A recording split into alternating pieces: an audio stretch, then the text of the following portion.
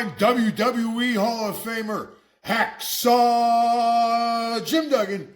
Tito Santana. This is Kurt Angle. This is Bret the Hitman Hart, and this is going out to Scott and Holly. You are listening to the Win Twice Wrestling Podcast with Scott and Holly. Oh, it's true. It's damn true. And this ho's for everybody. Ho! Ladies and gentlemen, you are about to listen to the incomparable Win Twice Wrestling Podcast with your hosts, Scott and Holly. We always go over, brother, and that's the bottom line. Dig it? So sit back, relax, and prepare to be entertained. Hello everybody and welcome to the Big 5-0, episode number 50 of the Win Twice Wrestling Podcast. That sounds crazy. Yeah. We've been going a long time, haven't we? For 50 episodes, yeah. Shut up. Is it? No. And alongside your co-hosts as always, Scott and Holly. Thank you for joining us again, Holly, for gracing us with your presence and not falling asleep between the recordings. Hey, I'm doing all right. You are. You've only yawned about 16 times and only one of them made your eyes juice. I know. So that was a good one, though. You saved that one till late on. Till we started talking about X-Pac, I think it was. Yeah. But again, we discussed this in the last episode. We still needed to make sure we were keeping something with a shorter pace. Now, granted, what we've picked for this episode isn't quite as short as what we had from Sunday Night Heat. No. So we noticed you guys can see the title. You know what we're doing. It's Saturday night's main event. It's the fourth Saturday night's main event that we've covered sequentially. Oh, all right. I know. Showing off now. God. Tell you about it. I've got some GCSE English results there. I mean, so did I, but I don't use words like that. What, sequential? No. Try it. Treat yourself. I don't. Get some more syllables involved. I don't think so. People will be like, who the fuck are you if I start talking like that? Just wear glasses. Put my glasses on and then, I see. Okay. And then take them off. I see. And then, was it the L'Oreal? Oh, right, okay. No, Herbal Essences. The slow... There it is. Slow head yeah. thing. I see what you're saying. Nailed it. And with the Saturday night's main events, they tend to be just over the hour mark. And I don't know why. As soon as it ticks over the hour, I go, oh. I die a little inside. Yeah, but I don't know why. And it's only 5 minutes. I know. But it still kills me a little bit. No, I feel you. Because I have to be 5 minutes in before I can go, under an hour now. Mm-hmm. You managed to get through this kind of stuff a little bit faster paced than I do. Yeah.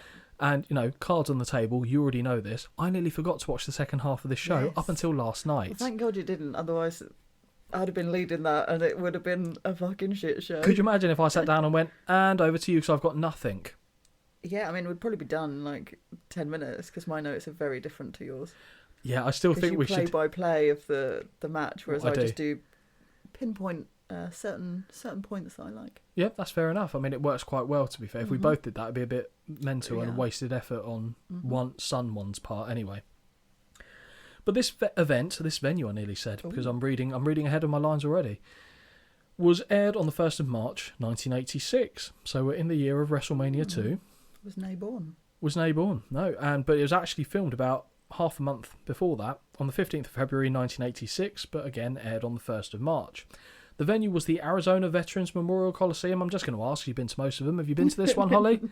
No? Okay. I haven't been to most of them. I've just been to some. And this was understandably in Phoenix, Arizona.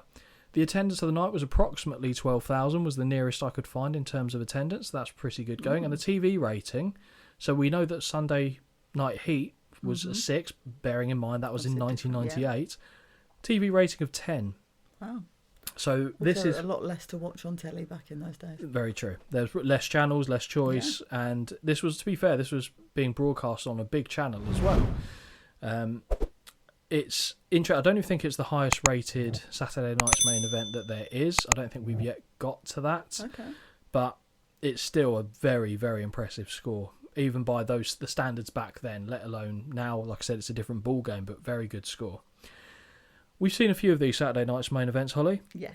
Weirdly, your favourite one was my least favourite one, and probably my favourite one was your least favourite one. So why are we so diametrically opposed I don't on know. this? Was that too much as well? Sorry. Yeah.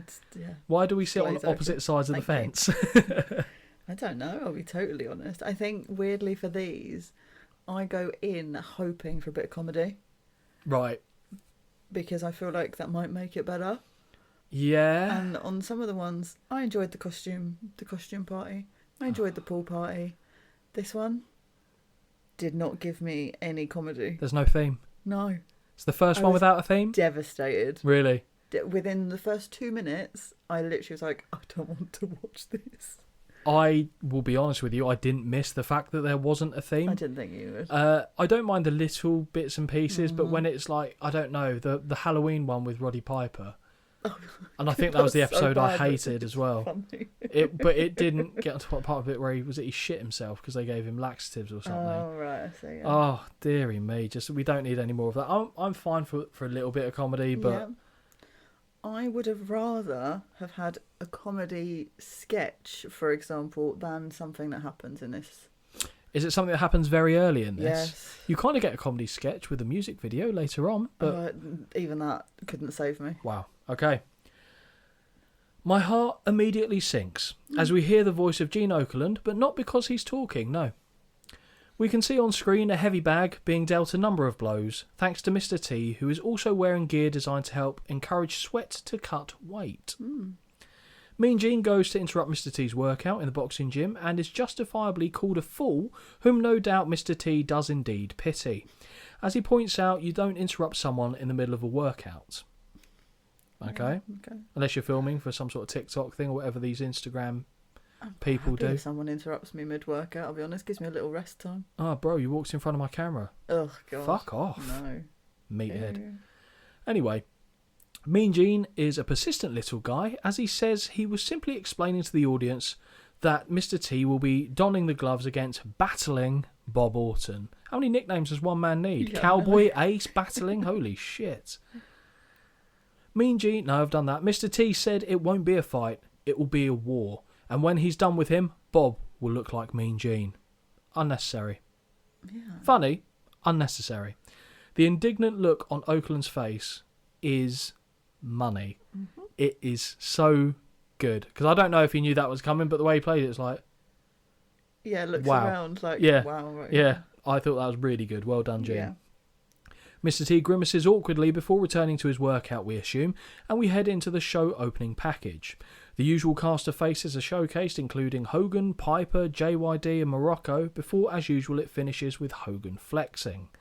Also, you get a rundown of who's going to be on the show. They don't tell you what they're doing. I know. Does it make you a sad girl? Always. Does it make you a sad little doink?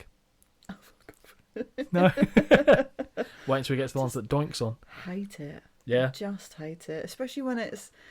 I was already livid at this point because I'd already seen what you just described. Yep. And now you're going to tell me everyone who's on it. Great. But Brilliant. not what they're doing necessarily. Oh, We'll let Vince do that in a minute. Exactly. We now go to the packed arena where it's incredibly hard to make out what Vince McMahon is saying on commentary, but the camera soon turned toward the owner and his esteemed colour commentator in Jesse Ventura. Holly, talk me through what the fuck Jesse's outfit is here. I love him. Oh my God. So he is wearing, it's like a pale blue suit that looks like it's got paint splatters on it. You know when you would hit a paintbrush on your hand Yes, to give it that effect. A frilly, I don't know what you call those frilly shirts. A ruff? I guess. It's like a Well, shirt with a frilled ruff down the on middle, it. isn't Yeah. A blue bow tie. Yep. Very snazzy. A beret. Yep. Because why not? With a big old brooch on the front. Mm-hmm. A dangly earring, of course. Of course. And some lovely spectacles. Well, we say spectacles. Let's give them their proper credit. So, were they sunglasses? I think he looks great. Were they sunglasses? Yeah. Were they indoors? He looks great. He's allowed. Imagine this is the kind of stuff you see, no offence, walking around Camden. Like, this is mental. Yeah, but it's Jesse. It's fine. I agree with you. It's why does it work though? I don't know why it works. But it does. At no point am I saying, like, oh my God, if I met a guy and I went on a date and he turned up dressed like this, at no point am I saying that's what I would want. But weirdly for Jesse here, it fucking works. Do you know why I think it works? And this is another thing I feel like I've identified from seeing Jess time and time again in these shows, is because he's quite a masculine character. Mm-hmm. So by putting all this stuff, which would be more fitting, let's be fair, for like an Adrian Adonis, yeah, it works. It kind of it softens. It's like a balance. It's like, oh, he's tough, but there's another side there that he's not really letting us in on, other than the fact it's really flamboyant. Right. Because there's nothing else about the way he talks or anything like that that is verbose or, outrageous. And Oh my God, what are these words? Verbose. okay, so he's Dumb it not down for me. overly articulate. So he's not coming out with doing. I know you don't know him, but Nick Bockwinkel promos where he would specifically find long-winded words to throw into a promo. Sounds familiar. Hard words. Would you put a hard word in? Yeah. Yeah. Like when you use clever words. Are we sorry? We're firing off at me. Is that what we're doing? I'm just saying like you use longer words than say Jesse would. Yeah, I'm not apologising for my education. Yeah, fine. Which isn't even high level. Don't get me wrong, but it's serviceable. Right. But his persona, apart from the loud outfits he wears and stuff, he's not really a flamboyant character other than his physical appearance. Yeah. So I think it kind of balances quite well. Not too much. No, because if it was, let's say, someone like I said, Adrian Adonis, or if we're going down later down the line, Rico wearing it, it doesn't have the same impact. I don't think. And credit to Jess because he made it work. Yeah. Vince rattles off a number of the matches scheduled for the night, but in all honesty, I cannot hear them over the body's suit right here. Although I could be mistaken, but I think I hear reference to a Hulk Hogan music video, and with that, I strap into my chair. After they give us a rundown of the card, Vince takes us to footage from Piper's Pit, where Hogan informs Hot Rod that he has no idea just how much he would love to box Bob Orton's ears in, said Grandad. But he says that open contracts may be taking a different route, as he has a friend. That Piper cuts him off and says, hold on. You have a friend? Brilliant. Mm-hmm. A very good friend, apparently. Piper says he doesn't care who it is that goes up against Boxing Bob, and Hogan signs the name on the contract. And is that legal? You can't just write... Someone else, nominate someone else to do it. Yeah, okay. Yeah, sure, you've got to go into battle with this guy. I'll tell you, I'm putting this down. My arch enemy. What? It doesn't... That's genius, though, if that's how it works. If that's how legal... Great. Is someone going to notarize that? Or what are we doing? And he hands it to Hot Rod, which hits him like a shot to the head as he staggers and says, Mr. T! Hogan pities the fools. Safe to say? I just don't want it. Well, buckle in. I know. In this customary position of the entryway, Okerlund is stood beside Roddy Piper and battling Bob Orton. Piper mocks Mr. T, who is supposed to be an American hero who all the little children can look up to, but Hot Rod shows us a newspaper cutting of Mr. T alongside Boy George, who Piper doesn't think any hero should be stood around. Shots fired at the Brit there. Jeez. I don't know if there'd been something in the news about Boy George around then, but wouldn't surprise me. He also says this isn't Rocky 148 here. This will be a real fight, apparently. And now I'm confused, as I thought this was going to be another fucking woeful bag of put-on boxing shit. And just like that, the waves of anger I had hoped to keep dormant have risen to the fucking surface. It's an absolute wank. Poor Bob Orton. He's trying to talk whilst rinsing his mouth out with gravel, and all the while Mean Gene is talking over him so we can hear absolutely nothing. This is what we call the Wendy Richter treatment. Literally. That's literally what my note says. Is Bob ever going to be allowed to say anything? He's just talked over the whole entire time. It was bad. It was, like I said, Wendy Richter vibes is what I got from it. Piper mocks Mr. T as they head off, and now we see Mr. T getting his hands wrapped backstage as he gets some final words of instruction. In his red and white stripy dressing gown. Oh, don't you worry.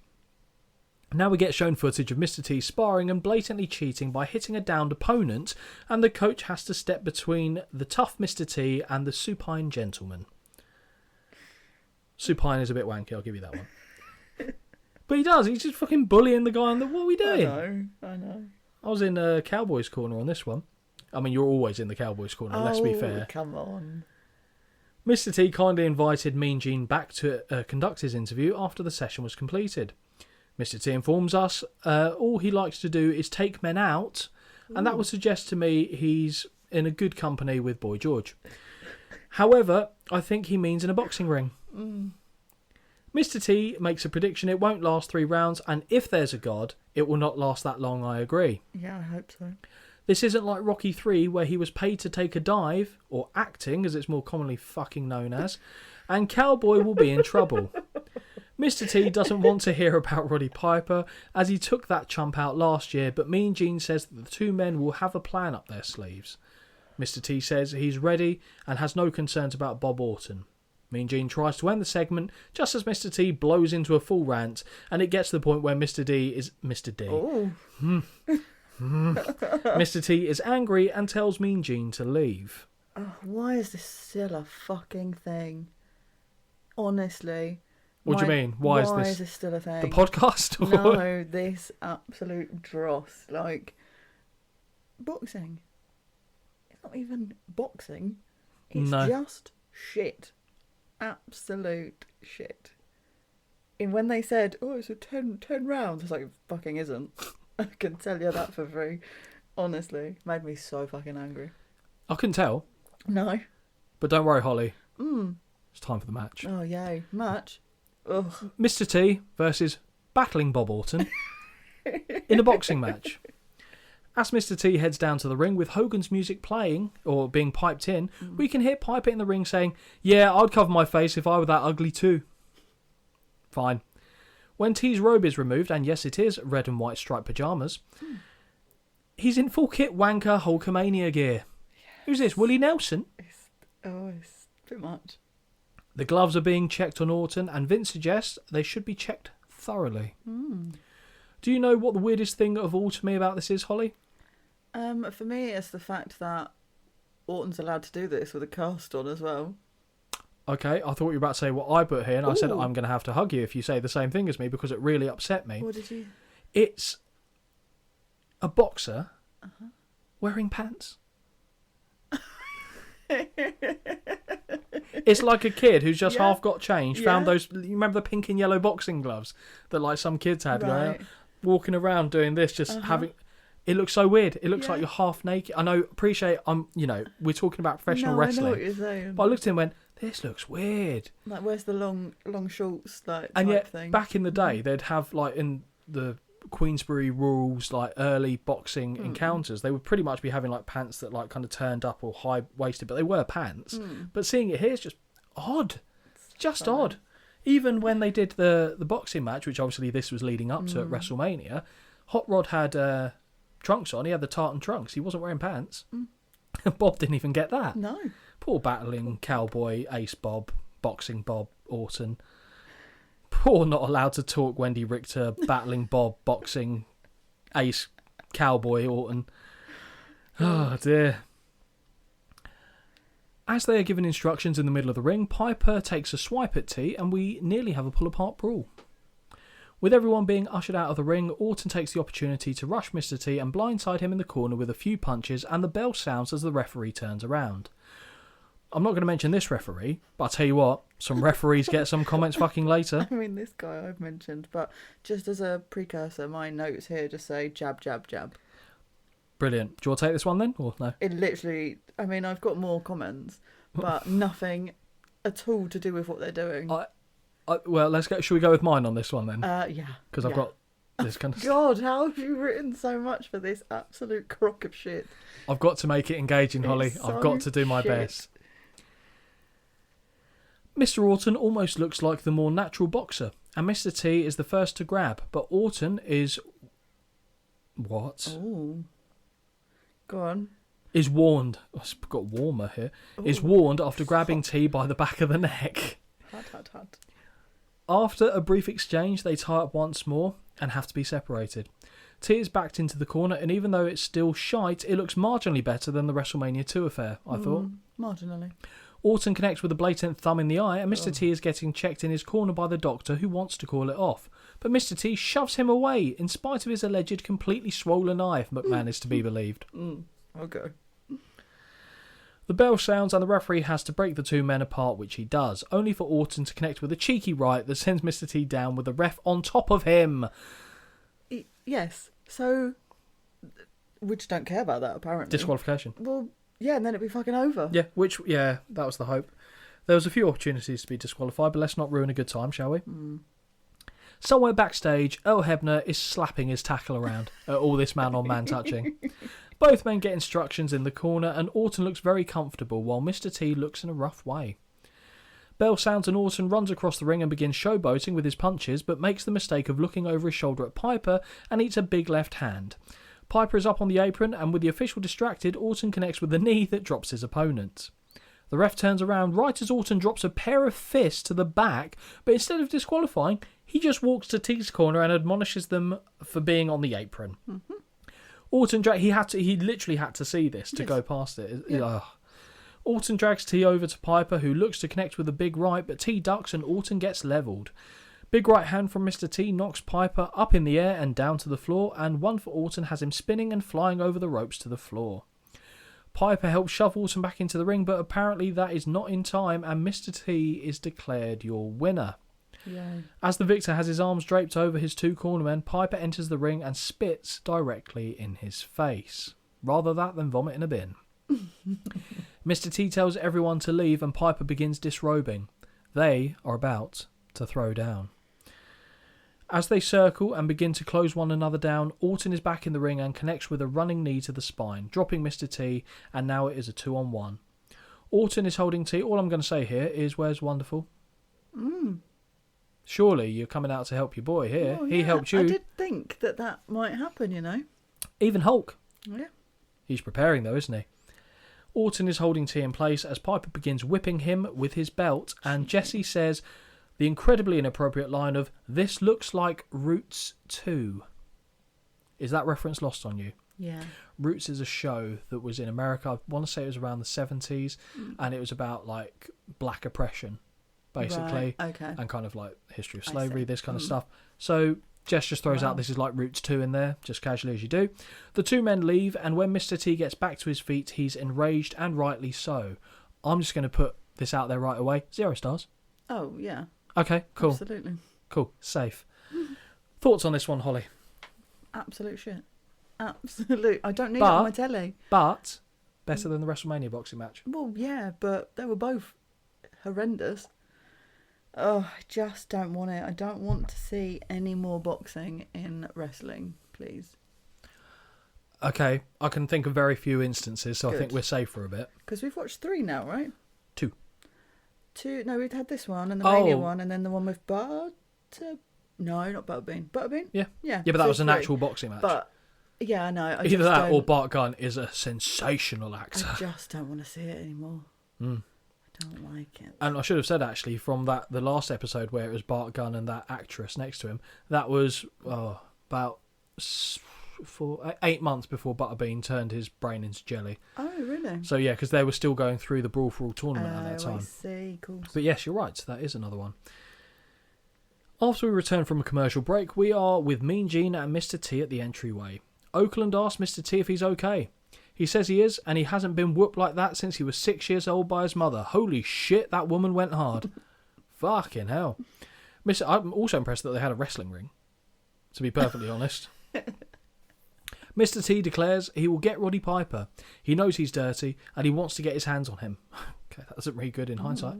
He would, of course, at WrestleMania 2. Mr. T thought it would be a clean fight, stupid, and therefore he's a moron. I forgot to put that. As T walks off, we see a replay of him getting lashed with the belt before we transition into the next interview. Mean Gene is now stood between Bobby Heenan and the executor, King Kong Bundy. Heenan says that King Kong Bundy is as ready as he'll ever be to take the belt from Hogan. When Gene says he isn't going up against Hogan, Bundy screams, "I want Hogan!" and chicken tendies. Ooh. What upset me here is based on what I could see. It looks like both Bundy and Heenan's eyes are reading something. Off a teleprompter. Yeah, it's or something. for the first part, and then Heenan goes from doing that, and his interview noticeably improves. Yes. Yeah, you 'cause can see their eyes following something. So it either that or someone is like miming something in the background. Exactly, but that really, Quite off-putting. because that's not how you get the best out of someone like a Heenan. Give him the points, let him do what he needs to do with it. It does, like I said, it does get better, but still. Then when he kind of stops doing that, he bigs up the match in the future between Bundy and Hogan. Fine. Bundy says anywhere, anytime. That's just his eating habits, I think. Mean Gene again asks about tonight's match, and Heenan calls him Shiny Head after telling him not to worry about it. Fine. Okay. The match. Oh, yeah. I forgot about this. King Kong Bundy with Bobby the Brain Heenan versus Steve Gatorwolf. Steve motherfucking Gatorwolf. Holly, I can tell you now, I've not got the slightest fucking clue who Steve Gatorwolf is. Good. All I know is that I'm expecting a Native American with a surname like that. 10 seconds later, I can confirm that I appear to be correct on that assumption. You can't have two animals in your surname and not be some sort of Native American. To me, it's like the surname of some kid in like a TV show that's got a superpower that he doesn't know about. Yeah. Yeah, but like, okay, a kid Turns naming into themselves. half an alligator, half wolf. Yeah, so like, right, pick a name for yourself. You're going to go into like be a superhero, or you're going to be a professional wrestler. Pick a really cool name. I like Gatorwolf. Yeah, okay, cool. We'll call you Steve. Oh my god, have there ever been Steve Austin? So that doesn't help. That really doesn't help me actually.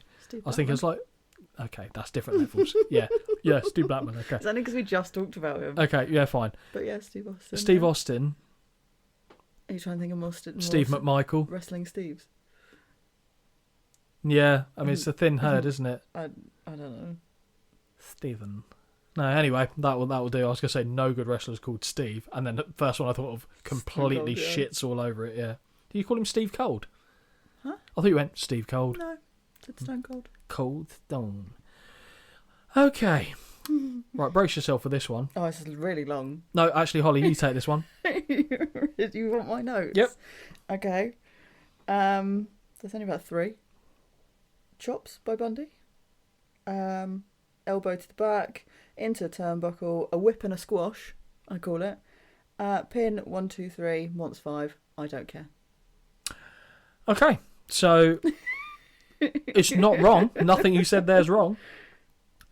The bell sounds and Gatorwolf is somehow wearing an even worse singlet than Bundy, which Holly must be ecstatic about. Knee to the cut immediately from Bundy, and he unloads with forearms before introducing Gatorwolf's face first into the buckles. Holly, do you know what goes well with an egg? Chops. And Bundy is serving them up in the corner. Elbow to the back of the head, drops Steve, and he's sent into the other corner face first. Strong corner whip, and the avalanche that follows connects hard. Oh, that's what it's called. Gatorwolf is down, and Bundy makes the cover for the 1, 2, 3, 4, 5. King Kong Bundy is your winner. As Howard Finkel goes to announce the winner, Bundy snatches the microphone and calls out Hogan. He wants him. He and Heenan then take their leave.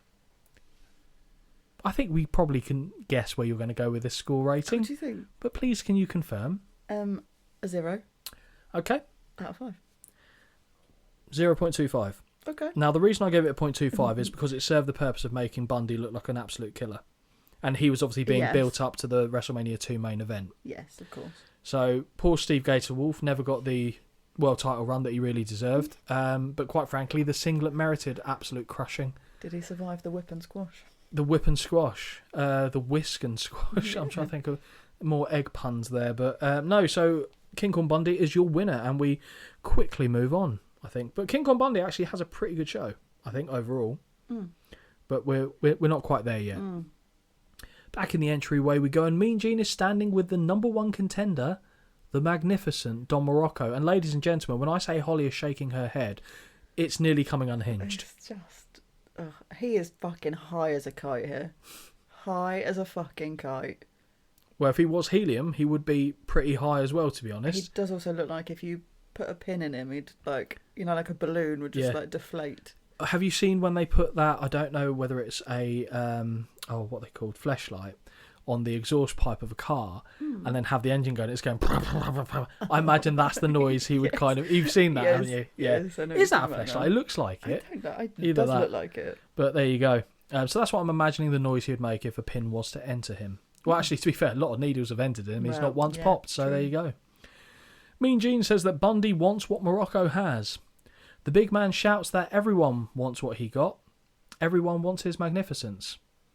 Or his lunch. I don't know when Bundy said that, to be honest. No. I want what he's got. No. When Harry met Sally. Oh, I have what she's having. Yeah. Mean Gene asks him if that is why he's agitated. Morocco says he's not now, nor has he ever been agitated. I don't think he knows the meaning of the word.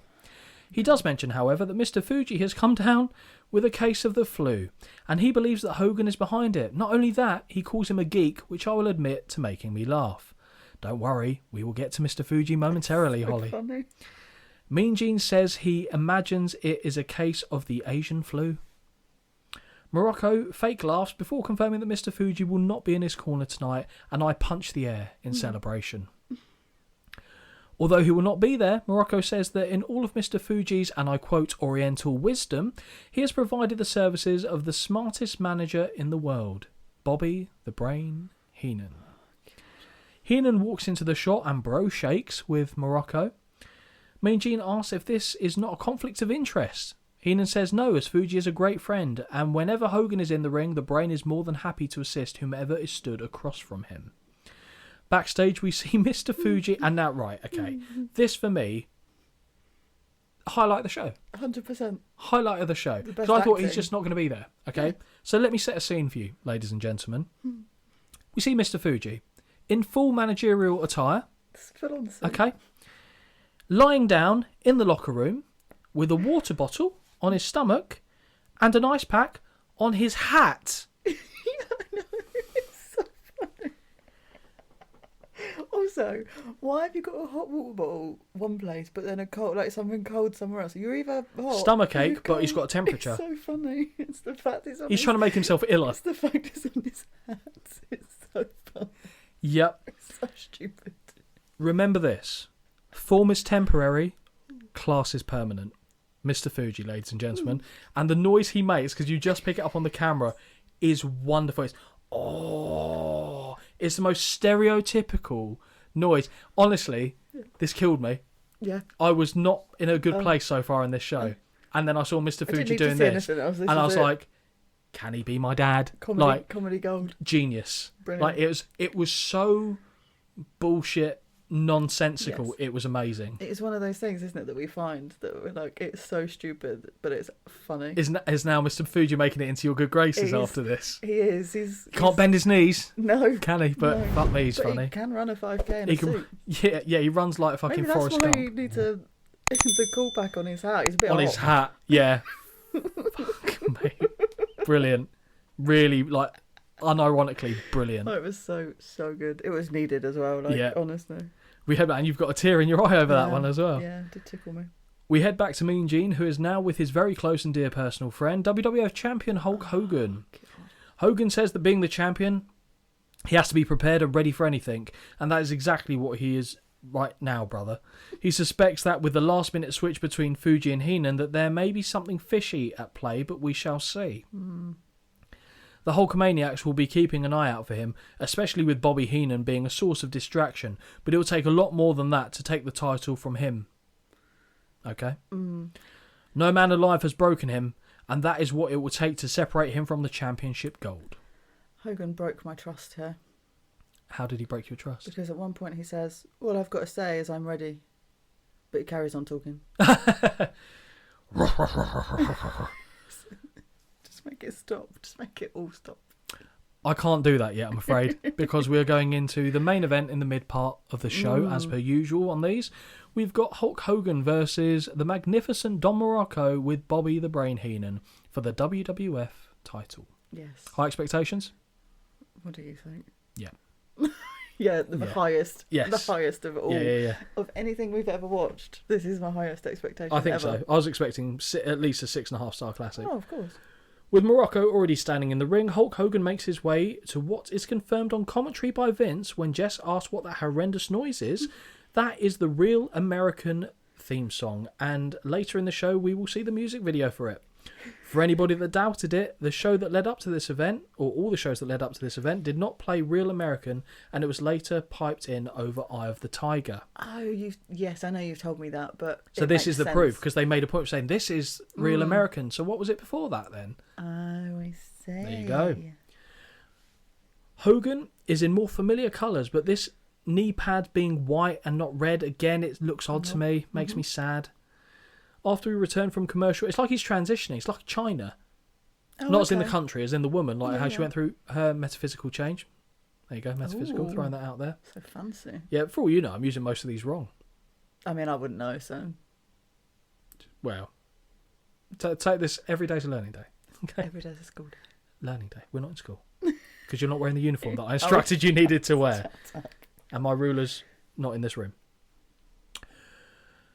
After we return from commercial break, the champion and challenger are stood in the middle of the ring, eyeballing each other until they eventually lock up. Only momentarily though, as Morocco fires off a shot to the ribs before sending Hogan face first into the buckles. The mention of ribs has brought King Kong Bundy out somewhere in the back because he is hungry. Dreaded back rake, not once, but twice, and a third follows after a clubbing blow. This is utter ridiculous. I can't even find the words to how much this irritates me. That a rake of nails down someone's back or chest is so traumatizing. Well, I'll tell you what, you've got something in store as a treat coming up momentarily for you. Right hands in the corner by Morocco as the crowd begin chanting for Hogan. Chest rake by Morocco now, and he unloads with a few kicks to the crouching champion. Corner whip is reversed and Morocco hits hard before walking into a back body drop. Anything you can do, Hogan does better, as he begins doing the back rake himself. Boring. He does 3 in fact, before sending Heenan flying off the apron. A 4th back rake, and Holly is cheering for a power cut at this stage. Yes. Right hand to the nose puts the challenger down, and the crowd are getting loud. Corner whip. Check you. Crowd get loud. Is that the level of my... It okay, has to be at the fine. moment, because this is just painful. Corner whip and clothesline follow, which sees Morocco faceplant on the canvas after a brief stroll. Atomic drop by Hogan sends the challenger over the top rope to the floor, and the Hulkster is in pursuit. This is... I can't. I'm so angry. And I was so angry watching this. But you never get that. Like, all joking aside, you never get that. What? Like, if you sit down too hard, I just stand up and walk over and go over a table or something. I can't. Thank you. I go, fucking hell, whoa! It's just so... make it look believable. It's just ridiculous. What? What do you mean? This is the... Oh, stop it. I mean, I'll be honest. If someone came up and gave me a titty rake, I'd be in a great deal of agony. Oh, that'd be it. I'd be like, hey, what the fuck's wrong with you?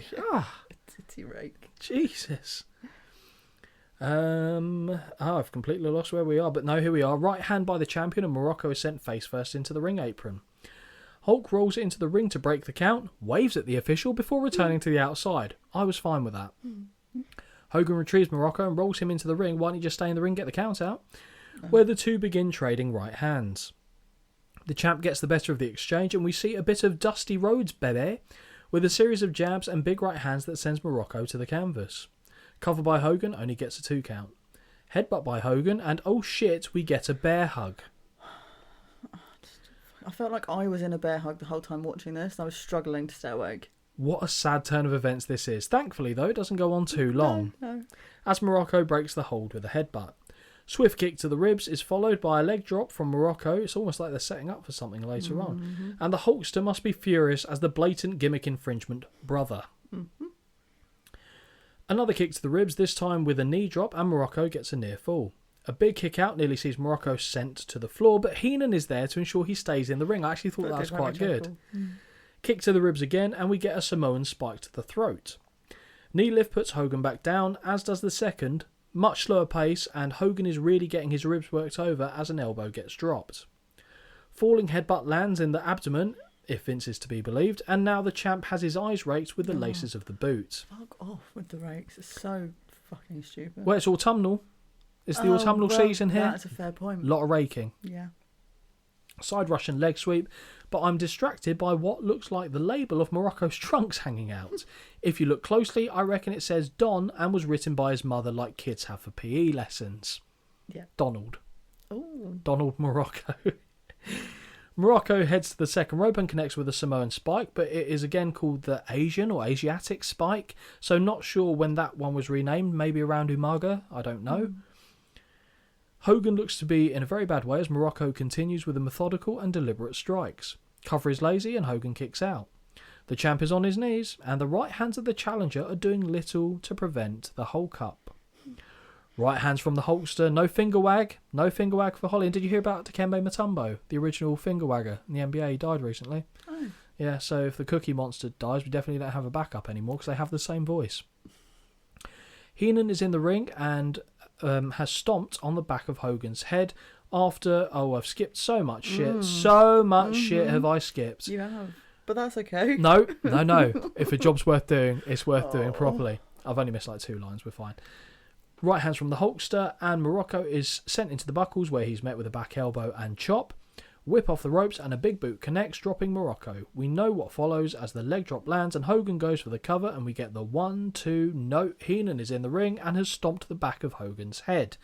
With no other choice, Dave Hebner calls for the bell and disqualification as Hogan stares a hole through the brain. I've got the after stuff in a bit, but what did you think of this match? I gave it 0.75 because it was better than anything else I'd seen thus far. But I just rake here, rake there. Oh no. Here, rake, there, rake. It's honestly dross, like so. Oh, it's fucking wank. I gave it 2. Wow. Because the crowd were really into it. Yeah. It was good because Morocco actually got a decent amount of offense in, and it was different enough from all the other guys we've seen go up against him so far, so that was fine. I've never really thought of Don Morocco as being a title challenger at that level, so that was interesting as well. The ending was where I'm like, I get it because it sets up for what comes next, Of course. but I thought it was okay. Okay. I thought it was okay. I appreciate that it wasn't great. I really was maxing out of my give a fucks by this point. But to be fair, you did this in one sitting, Yes, I did. so that's tough. Yeah. That's tough. I'm a glutton for punishment.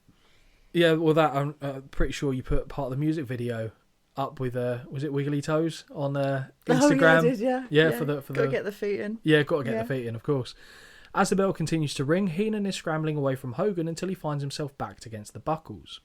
Hulk grabs him by the lapels and lifts him high into the air until Bundy attacks Hogan from behind. In the footage that we would later be shown in the build-up to WrestleMania 2's main event, Morocco is holding Hogan in place from behind the ring post, leaving him vulnerable to continued avalanche splashes, or what did you call them, big squashies or whatever? Yeah, whip and squash. Whip and squash from King Kong Bundy. And even Heenan is trying to get some extra momentum for Bundy there as well. Jess is in his element as Bundy throws the referee to the floor. Even Heenan gets in on the act as he helps Bundy with momentum. We see some rubbish thrown into the ring as Morocco places Hogan's hands on his chest and signals his last rites. Jess takes a surprisingly solemn tone as he believes Hogan to be unconscious. Bit of concern there from Jess? Maybe too far? Maybe. More damage to Hogan as Bundy connects with a splash, or a squash. Morocco rolls the champ over and another splash lands. Hogan convulses. Bundy spits at Hogan and the heels leave as the British Bulldogs, Pedro Morales and a doctor enter the ring to check on Hogan's well-being. Oh, God, can't with this doctor bullshit too. Oh, I'm swearing so much, but it just annoys me. I'm so angry. It. After we return from commercial, we see Hogan getting stretchered away from the ring in a neck brace, and Vince takes a reserved vocal cadence to emphasise the sad scenes we've just seen. Do you know what, before they do that, there's a doctor, and I'm using air quotations when I say doctor, in the ring, and my note goes, the doctor there has a stethoscope. I can tell you he's breathing. I think it's the heart rate they're going for, Yeah, though, but not to see if he's it's just- breathing. Honestly, on the stretchers, every time there's a damn stretcher, I die a little bit inside. Well, he died a little bit on the outside, which is why the stretcher Wow, was there. Clearly. We see a replay of the damage done to Hogan as Vince relives what has transpired. Hogan gets loaded into the back of an ambulance and Gorilla Monsoon joins him for the journey. You can hear Gene try to ask which hospital the ambulance is heading to, but he doesn't get a response. Vince asks Gene if he can hear him, can he follow the ambulance to try and get further news? I'll be honest, it's pretty great. We haven't really seen anything quite like this in an old show where they try to make a situation look as being a real concern for someone's health. Yeah. They'll do a very bit, true, we oh, haven't, this have is we? ridiculous, Yeah. whereas they went, oh, no, that's, oh dear. Which I quite like. Now you're like, okay, you've overdone it a Yeah. lot, but Back actually, then, yeah, fine. it would have been new. I was fine with it. And like normally I don't like a stretcher either, but again, as it's Hogan, when do you ever see Hogan get stretchered? Well, I don't know. Well, we shall find out in other episodes, Yeah. I'm sure. The British Bulldogs stayed in the ring from the earlier efforts to help Hulk Hogan, and they're ready to go for the tag team titles. Pleasing for you? Yes, it is. Oh, it gets a bit more pleasing, but also a bit sad with the team that they come out against. With the champions making their entrance, and I won't get to who they are just yet, Vince takes us back to a pre-recorded interview between Mean Gene and the tag team champions. Okerlund notes that 1 month ago the tag team champions faced the Bulldogs and lost. Luscious Johnny Valiant is quick to point out that match was a non-title affair. Tonight they have it all together and will get the job done, something Grandma eggs. Mean Gene asks how they will combat the gymnastically minded Bulldogs, to which the Hammer tells us the Bulldogs are no more than a circus act. This guy. Holly's favourite, Beefcake, says that they are the best tag team and best looking as well, and fuck me would that mullet disagree. Well. Like I said, Hammer's hairdo always reminds me of my Auntie Janice. Yes. And you'll never hear this, Auntie Janice, but come on. That is this is what was happening back then. Tag team title match time. We've got Brutus Beefcake and Greg the Hammer Valentine with Luscious Johnny versus the British Bulldogs with Captain Lou Albano for the WWF tag team titles. Were you excited for this? Yes, of course I was. Of course, I thought, oh my god, here it is. Here is the saving grace of this whole episode. And 3/4 of it we're giving for you. 1/4 less so. Yes. Okay. Let's see if we've got any comments on the Hammer as we go through this. I mean, double axe handle, elbow drop. No. No, I've gone for a different tact. Oh, okay. Yeah, you'll like it. Ooh. As the ref is checking both teams for concealed weapons, we're taken back to January where the British Bulldogs got the win over the tag team champions. Good to see that Albano looks batshit crazy, I thought, Holly. Consistency. Nice to see it. Yeah. The bell sounds and Valentine and Davey Boy circle before locking up. Second lock-up sees Hammer shoved into the corner. Valentine looks for a kick but is caught and he is spun around into an atomic drop. Doesn't go over the ropes. Valentine staggers into a headbutt from Dynamite before a jumping one lands, and you guessed it, we get the Valentine Timber. Oh, God. As the champ face plants into the canvas. Davey Boy makes the pin and the ref begins the counts even though Valentine is clearly tied up in the ropes. Bloody Hebners.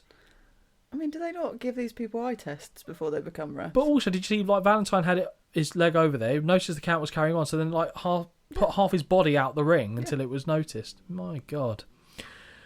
Where are we here? Great suplex back into the ring by Davey Boy, and he gets a near pinfall.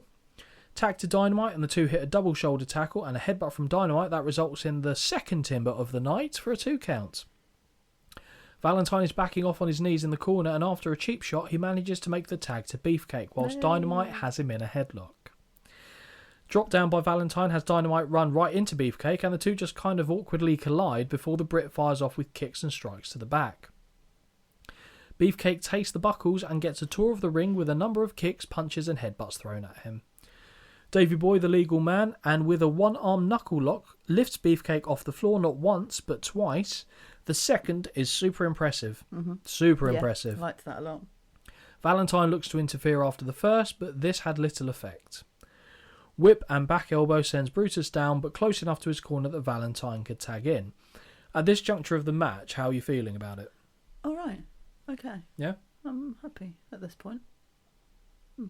That suggests that it changes. I need a little bit. Okay, fine.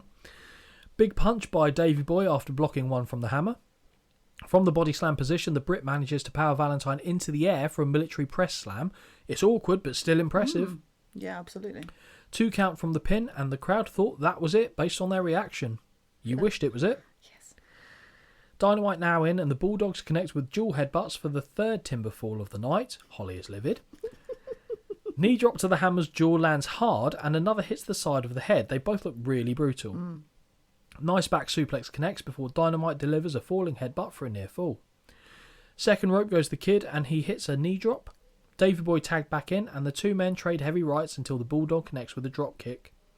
Small package has Vince certain of a pending title change, but Valentine kicks out at 2. Looks like the Hammer goes for a cheeky thumb to the eye, but Davey lifts Valentine up and runs him into the Bulldog's corner. Dynamite back in, but it isn't long before the Hammer drops him with a reverse atomic drop. Brutus makes the tag and he stomps in the lower abdomen area as we see Luscious Johnny and Lou Albano exchanging heated words on the outside that has the Hammer drop off the apron to get involved. Now all the men are out on the floor arguing as the commentary team send us to a commercial break. When we return, Dynamite and Brutus go for a single knuckle lock-up that Dynamite uses to drag Brutus into the Bulldog territory.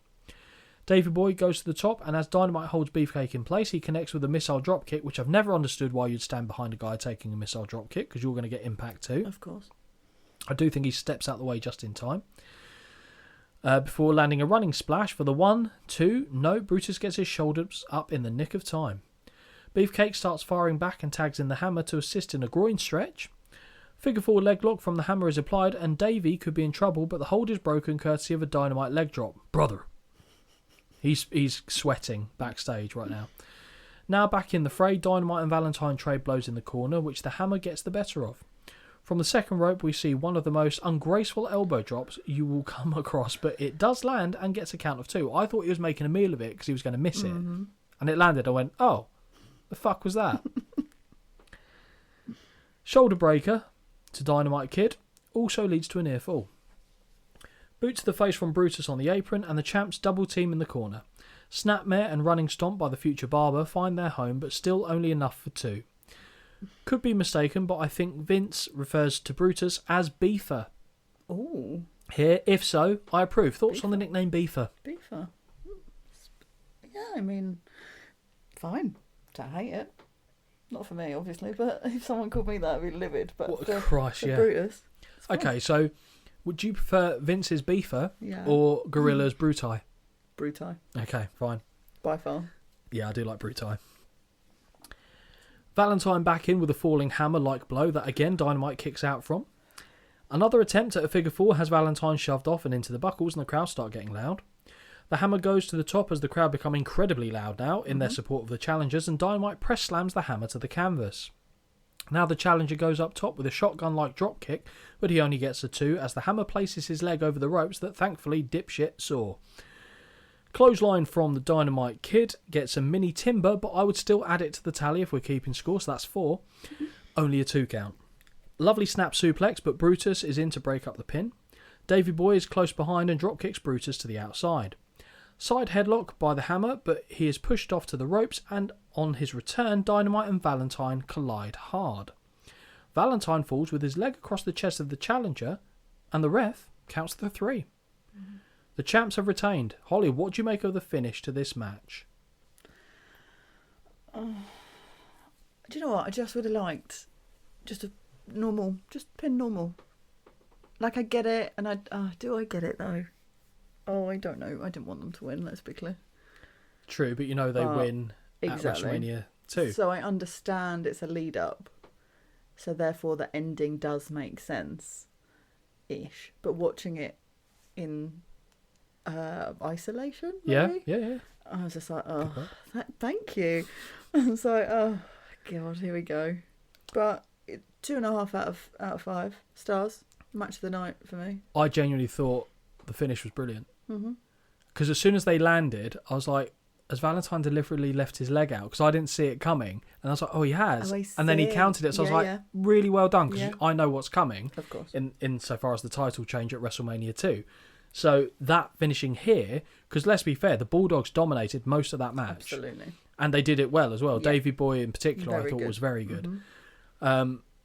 Yeah, match of the night, I agree. I went slightly higher than you. I went 3 stars. I thought it was above average. I thought that was really, really fun. Really fun match. And it wasn't really slow paced at all either. No, I really enjoyed that one. I think for me, potentially, everything else having been so bad, it would have taken a lot Hogan's more alright. for it to pull up for me. Okay. But I enjoyed it. No, I thought, like I mentioned, obviously, I thought the Hogan match was decent. Yeah. Decent for what it was, I should say, to caveat that. Vince now sends us to outside the hospital that Hulk Hogan was rushed to, and thankfully Mean Gene is stood under the brightest spotlight known to man as he brings us an update on the champion's condition. Mean Gene says they weren't allowed in. But as soon as they get somewhere, they'll let us know. Yeah. Thank you very fucking much. Really helpful. Cheers. With a somber tone, Vince says that in the absence of Hulk Hogan, he has the distinct honour and privilege of introducing us to the Real American music video. Holly! Yes. Tell me what you thought of the Real American music video. Right. Here are my notes on that said music video. The first one, is this real? Is this, if I go on YouTube and type in the Real American music video, is this a real video? Yes. Really? Yes. Jesus Christ. And then I just detail what I see, which is obviously pictures of Hulk in star symbols Yes. throughout the years. Correct.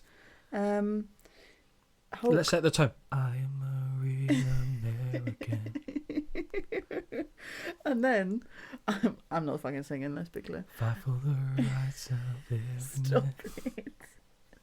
And then Hulk playing, just FYI, playing is in quotation marks, because he ain't fucking playing it, an electric guitar. Fight for your life! So bad. So bad. And then there's the mix-in of Hulk in comparison to historical American figures. Right, okay. I've got some thoughts. Please tell me your thoughts. We start off with a number of images of a young Terry Bollea in front of a US flag as we now shift to Hulk Hogan playing a Stars and Stripes guitar. Playing. Footage of Hogan's heroics in the ring are interspersed with him playing the guitar. Playing. And Holly, please can you describe to me your take on this assault of the senses? His fine hair. Oh, God. So is stuck to the side of his head. It's like it's full of static as well. It's so bad. That's not the best thing. Okay, go on. And I was There's one bit in this that crying with laughter. Absolutely, and I wonder if it's the same thing that I've got. Okay. So the superimposed footage of Hogan playing in various scenes around the United States had me crying. When his head was above Mount Rushmore, I had to pause for a breather. That's the That one. killed me. That is the one. It's so shit. It's so bad. It's Just so him nodding. funny. Yeah. Honestly, Please watch it. massive geek. I agree with Morocco. Absolute chode. So That's funny. it was just the sunglasses. Brilliant. Well, at least in most of the images, he's outside. He's outside in all of these landmarks. Holy it's shit! fine. Did you know he can play the bass guitar? He was a bass player in a band. Stop. Seriously, before he went into wrestling, he used to play bass guitar. Are you being serious? I'm dead serious. Oh, you didn't bring those skills when he was miming the guitar. Or a bass guitar. He brought a fucking An actual actual guitar. full-on guitar. Yeah, he used to play bass guitar. Okay. Yeah, seriously. Imagine that in the back of your band. Because the bass player, let's be fair, for the most absolute part, unit. isn't at the front unless you're singing as well. And everyone else is going, and he's like, yeah. My face hurts from laughing. Seriously, though, look at you. Feel free to Google it, to be fair, but I'm not lying. God. Also, right, okay, there's another bit which I was like, oh, that's a bit graphic. Was when the missile went off and it looked like a hymen was being broken.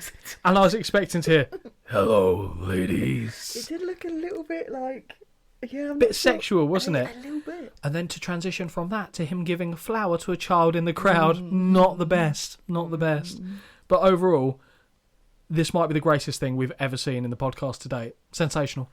But That and Fuji. we know how much I like that music.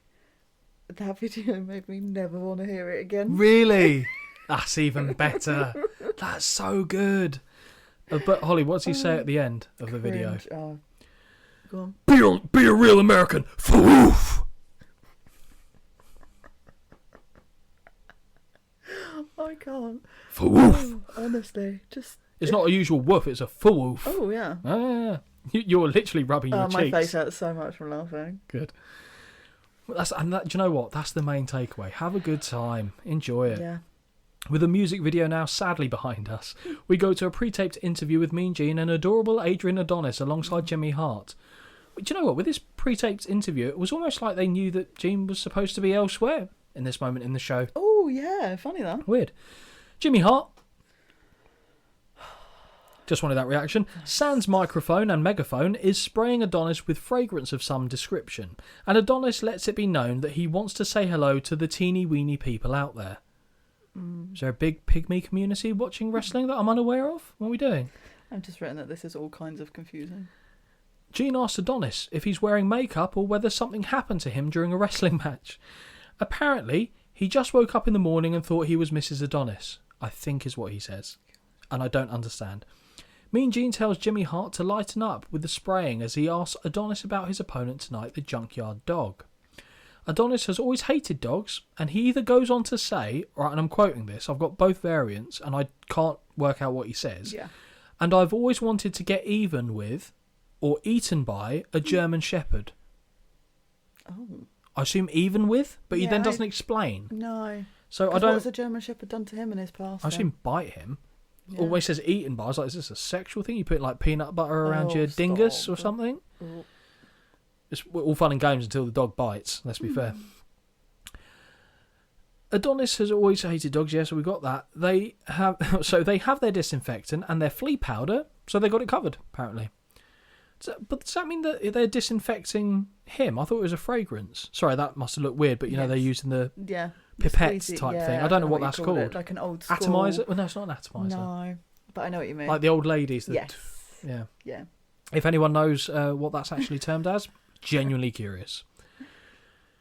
Jimmy says they're going to sort the dog out once and for all, because obviously they got this angle that's going back and forth for a while. Like there was branding involved. There was water slide contests. Oh my God. The list goes on. The feud of the century right here. But they also have a big surprise for him. I still don't know what the big surprise is. Okay, I've seen the match. I don't know what the surprise is. We get adorable Adrian Adonis with Jimmy Hart versus the Junkyard Dog in what turns out to be the main event of the evening. Shocking. It makes sense. Okay. Think about all the other matches on the card. Yeah. What one do you end with? The tag match. What, where the heels win? Oh, I see what you're saying. Otherwise, I'd agree. Yeah. Content-wise, that's what I would go for. But I see what you're saying. Yeah. Then it has to end like... And you can't have Hogan get stretchered off at the end of the show. Of course not. And you sure as shit can't have the boxing match with Mr. T getting whipped at the end of it. Yeah, no, fair. As the Junkyard Dog is entering the ring, and you'll also notice Junkyard Dog is often used in this spot on these shows. Yeah, as the Junkyard... Yeah, he is, very much so. It's incredible how popular he is, seeing as how limited he is as a worker. Very charismatic. He's got like an air about him, doesn't he, that you kind of is engaging. As the Junkyard Dog is entering the ring, Adonis is swatting at him with a velvet scarf. And the dog has no idea what to make of this based on the look on his face. I imagine the look on your face was fairly similar. Yeah, pretty much.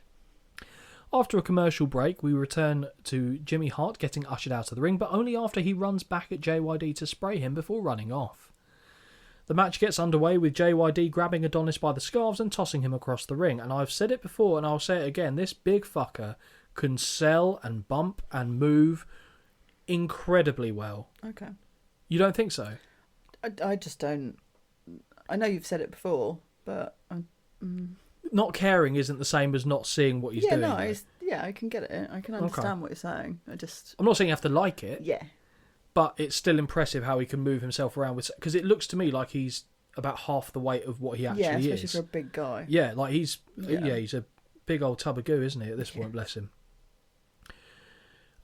Big time bumping from Adonis as he's sent shoulder first into the opposite ring post. Oh, take the drink. Only opportunity the whole drink. in 2 episodes you've had to say that, by the way. I know. Scary. We'll have to think of another game at this rate. A right hand and headbutt sees Adonis flip over the ropes but gets his arms entangled, allowing JYD to mock his effeminate ways. With nowhere to go, JYD gets a couple of cheap shots in, which does untangle him, but only to then be slingshotted back into the ring. You liked it. I do like that, yeah. And clothesline by the dog, whip and clothesline by the dog has Adonis spinning, but it only gets a 2 count. It looks to me as though JYD is setting up for a pile driver, but no, jumping ear ringer instead. That's what that is. I'm going to include that now in the what's this called? To be fair, I don't actually know what it's called. That's just what I go for.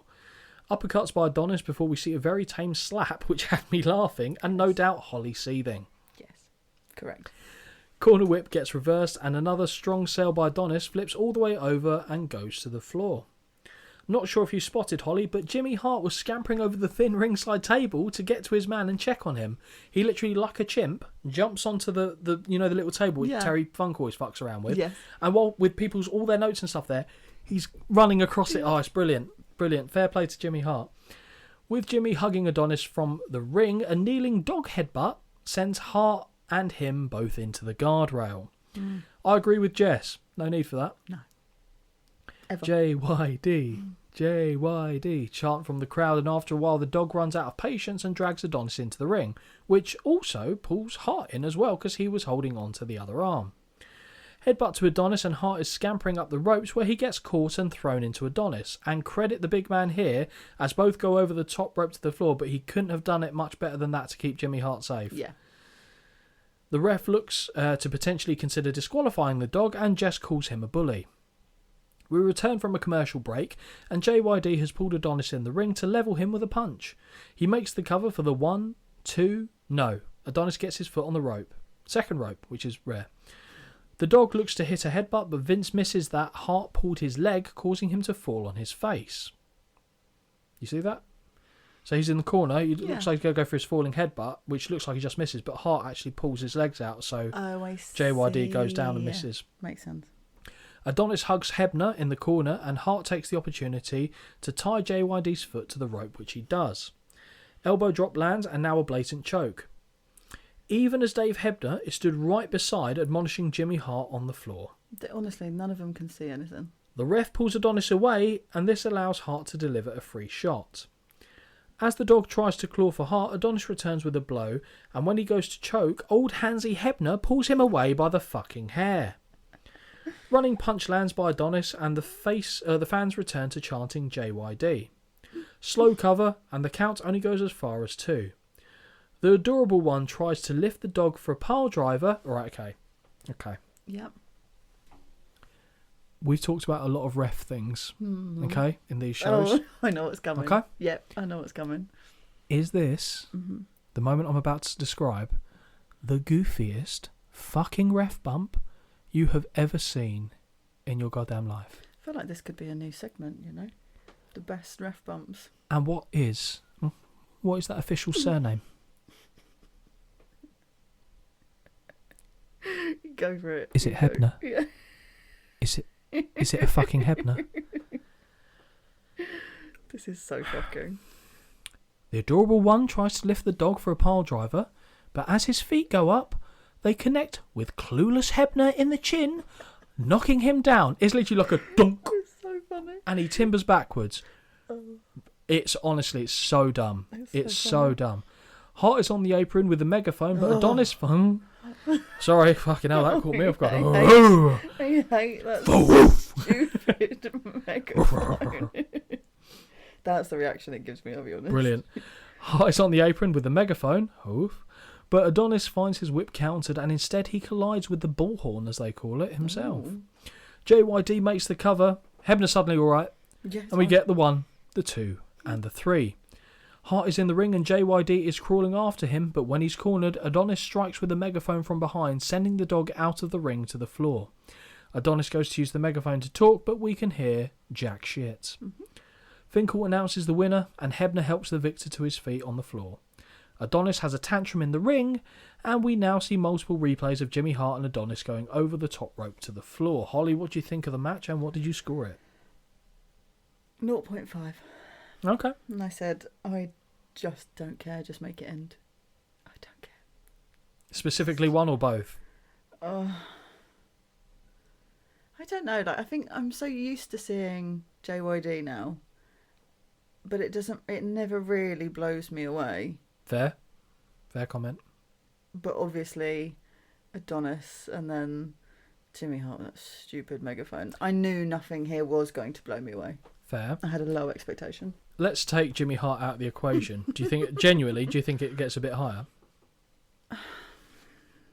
What, the content's all the same? Well, Ish, barring as the much as it bits, can be. barring the bits that Jimmy Hart.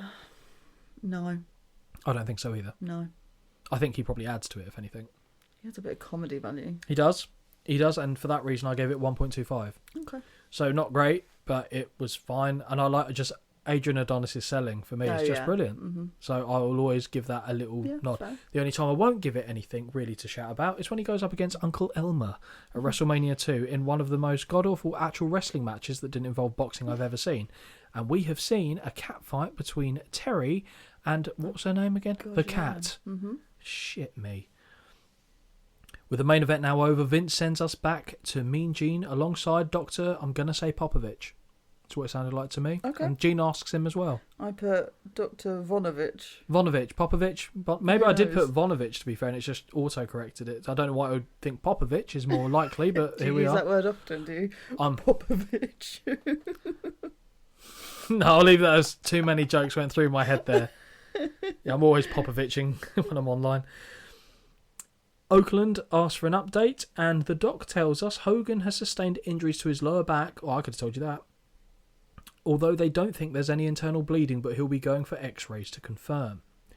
Vince says they all hope the x-rays come back with positive results for the Hulkster. So, like, There is or there isn't. What are we going for here, champ? To close things off, we see replays of the boxing match that opened the show and the WWF title match that followed, as well as the assault that took place post-match. We see the back of Jess and Vince on commentary as McMahon informs us he has word that the Hulk has said he will not be kept down and will be leaving hospital at the earliest opportunity. As does everyone else. Yeah. No one goes, It's quite willingly good. stay. It's not a hotel. Yeah, exactly. Kick your feet up, mate. Jess comments that he always said Hogan had more guts than brains. Final commercial break, and we return to see a snippet of the Real American music video as the credits roll on screen, and Holly, this one is in the books. Woo, it's finished. What were your thoughts? I think we've heard my thoughts this whole way through. I really struggled to even remotely enjoy this. Apart from that one match for me, this was a slog. Really? There was no... I feel like this is why I need the little comedy, Okay. the comedy bits in. To break it up, yeah? Because this just, for me, just didn't hit any part of what I hoped it would. Okay. 1 out of 10. Wow. Mm-hmm. I score this the same as we scored Sunday Night Heat, 4.5. Really? Okay. Yeah, because I find... And it's probably because I found this the easiest... If not the easiest, the second easiest watch of the Saturday night's main event, because it wasn't as quick. Cut to this, cut to this, cut to this, cut to this, which really slows me down in terms of going through it and really takes me out the stride. The boxing stuff I didn't like. It probably overachieved for me because it wasn't as bad as what I saw at WrestleMania 2. It wasn't good, don't get me wrong, and it was shorter, so great. And the Hogan match I thought was fine. I liked the stuff after that. The post-match beatdown, I thought that added a bit of drama to it. It worked because as a kid, seeing Hogan, like I said, they were throwing shit in the ring at that point. Not loads, but they were still throwing shit in the ring. Tag team match, really good. Really enjoyed that. Main event is what it is. Like you said, wasn't expecting anything brilliant. And also, I'm sorry, I cannot have a show that had Mr. Fuji being ill and the American, Real American music video on there not be over a 4. Yeah. Was it great? No. Given the time that it was on there for, serviceable. Okay. I didn't have a massive issue with it. Fair enough. So yeah, that's pretty much my take on it. But again, the take that everyone really is interested in is what is Holly's outfit of the night? I think I might know. Oh. Okay. There's 3 contenders. 3 contenders. I'm just going to throw now. I don't know. Jess, I guess, would be on there. I guess. Yeah, a stretch. He'll be on there. Mr. Fuji, I want to be on there, but I don't think you will have put him on there. Is he on there? No. Oh, I'm devastated. Okay, Adrian Adonis not on there, safe to say. Would you have put the Bulldogs on there? Because they weren't really wearing anything exciting, so I'm going to say no. Okay. Beefcake. Yeah. Beefcake's on there. One more person. There is. Better not be Gator Wolf. And I've forgotten all about him, Steve. And it's not Bundy Heenan. No, absolutely not. Jimmy Hart won't make it on there for many reasons. Is it? Yeah. Really? Yeah. So okay, fine. Jesse, I already detailed what he was wearing earlier. I did the lowdown on you that did? one. Hit us with the rest. Brutus. It's like a Tails jacket, isn't it? You know when you top hat and Tails. So it's a Tails jacket in tiger print, matching tights, the sparkly dicky bow. When the jacket comes off and he's got the tiger print like half arm sleeves. I don't know what you call them. They're like the things that he wears here. I thought it was great. Before you move on to Jimmy Hart, can I ask you a question? Go for it. Why is that allowed on him and not on someone like a Roxanne Perez? Don't know, actually. It just is. Fair enough. I don't know. And then, I've put pains me to say this, but Jimmy Hart gets a mention. The zebra jacket, black shirt, zebra tie. As we know, I'm a big fan of monochrome. I just quite liked it. Okay. Looked good. I have a feeling I might know your winner. Do I could you? probably put them in order. Okay. And it'll be the order in which we've detailed them. It'll be Jess number 1, Brutus number 2, Jimmy Hart number 3. Yeah, of course. I will struggle to find people that will beat Jesse when he looks like this. Randy Savage? I think we've only had one show so far where they've both been on since we've been doing this game, so we need to find others to really test it, because them going head to head will be interesting. That would pain me, that would. To see who actually scores the highest, because then you've got a favourite. I know. I enjoyed that, even though you didn't enjoy the show, and I think that is your lowest scoring you've given to any show we've watched to date. Yeah.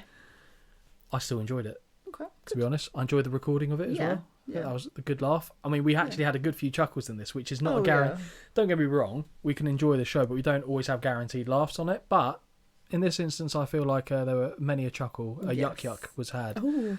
But before we put this one into the books and put it to bed for good, Yeah. please can you share the socials with the listeners and tell them what they can do on said socials? I'd love to. wintwicepod@gmail.com for any show or recommendations. That goes to you. It does. And then everything else, wintwicepod. So Instagram, YouTube, X. Oh, it's always that one. It's always that one that I don't mind if never you call it Twitter because comes to mind. And to be fair, I need to kind of up my game on Twitter or X. We're trying to get a more... I mean, obviously the uploads of the episodes are pretty consistent in terms of when they go online on the podcast platforms. That's a Sunday job, Monday at the latest, depending on when we've recorded it. And then it goes up on YouTube as well. We're pretty consistent with that. We're trying to also get a bit more of a consistent pattern with mentioning on YouTube what the upcoming show is. And I should do that really on Twitter as well. And we'll try and get a couple of reels up on Insta as well. And like I said, obviously anyone who wants to put show suggestions in there, the email address will be picked up by myself. But Holly's pretty much the queen of the Insta account. She may accidentally put some personal photos up on there from her outings, but to be fair, she's a good girl, so there will be nothing too saucy on there, I'm afraid. Just a couple of feet maybe, and that's about it, really. Yeah, and if that works for you, hey, not a particular market I dabble in, but there's, you know what, there's a market for everything, isn't there? But hopefully you've enjoyed that. Hopefully you've enjoyed it, Holly, first and foremost. Hopefully everyone else has enjoyed it. And until the next one, please take care. Bye.